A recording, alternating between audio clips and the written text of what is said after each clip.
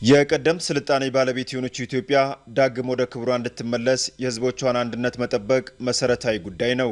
በቀደሙት ዘመናት በማንነት በታሪክና እምነትን በመሳሰሉ ጉዳዮች የተፈጠሩ ከፋፋይ ትርክቶች በሕዝቦች መካከል አለመተማመን እንዲጎለብት አድርገው ቆይተዋል።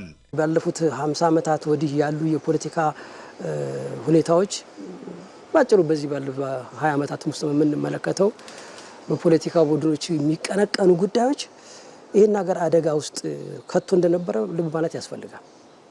አብሮ የነበረውን በተለያየ ምክንያት የተቀላቀለው ህዝብ የኢትዮጵያን ህዝብ ፎርዛት ማተር ለተለየ የምትችለው ህዝብ በተለያየ ምክንያት በተለያየ አጋጣሚ የተቀላቀለ ህዝብ ነው። በጋራ ደግሞ በርካታ ታሪክ የሰራ ህዝብ ነው። አድዋን ማንሳት ይቻላል። የፈጠርናቸው አዳዲስ ነገሮች አሉ። በህብረተሰቡ ውስጥ የቆዩትን በአብዛኛው ህዝብ ውስጥ ያለ የነበረውን መተሳሰር የሚያለያይ የሚያፈረካከስ ከአንድነት ይልቅ ልዩነት ላይ ያተኮረ ሳቤ መፍጠር ነገር አለ። ይሄ አንዱ ትርክት ነው። በሪሊጅንም ይሁን በኤትኒክ ግሩፕም ይሁን በፖለቲካም ይሁን ከፋፋይ ትርክት ዩኒቲን ያጠፋል፣ አንድነትን ያጠፋል፣ ጥርጣሬን ይፈጥራል።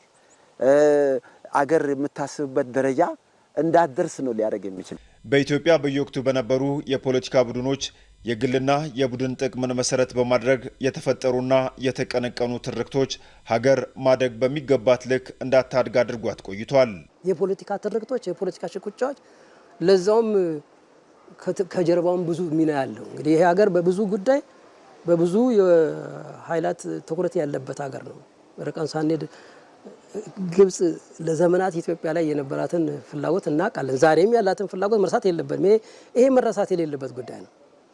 ስለዚህ እኛ ሀገር የተፈጠረውን የፖለቲካ ቡድኖች ለፖለቲካ ጥቅም ሲሉ ሀገራዊ ጥቅምን ወደ ኋላ በማድረግ የፈጠሩት የተለያየ የፖለቲካ አጀንዳ ይሄን ሀገር በርካታ ዋጋ መሄድ በሚገባው ልክ እንዳይሄድ አድርጎታል ማለት ይቻላል።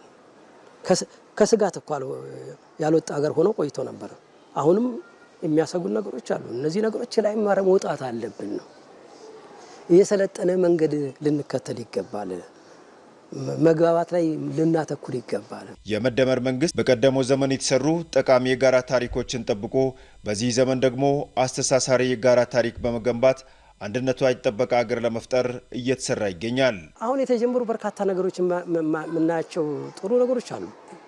አሁን ትልቁ ችግር ማንሳት የምፈልገው በዚህ አጋጣሚ የኛ ችግር ቀደም እንዳነሳው በርካታ ነው።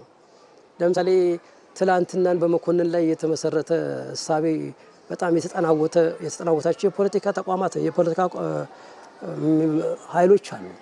ከዚህ መውጣት ያስፈልጋል። ትናንትናን በተገቢው መረዳት ለዛሬ ይጠቅማል፣ ነገንም እንደነገ እንድንሻገርም ያደርጋል።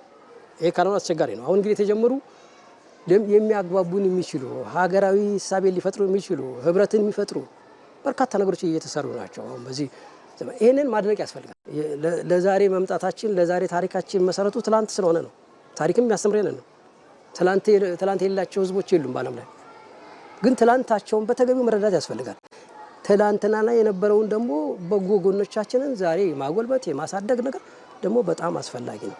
ከዚህ የሚነሳ ትርክት ነው የሚያስፈልገው። ሀገር የምትገነባውና ክብሯ ተጠብቆ የምትቆየው በህዝቦች አርቆ ሀሳቢነት በመሆኑ በሀገር ግንባታ ሂደት ውስጥ ወደ ኋላ የሚጎትቱ ሀሳቦችን በጋራ ማሸነፍ እንደሚገባም ባለሙያዎቹ አመልክተዋል።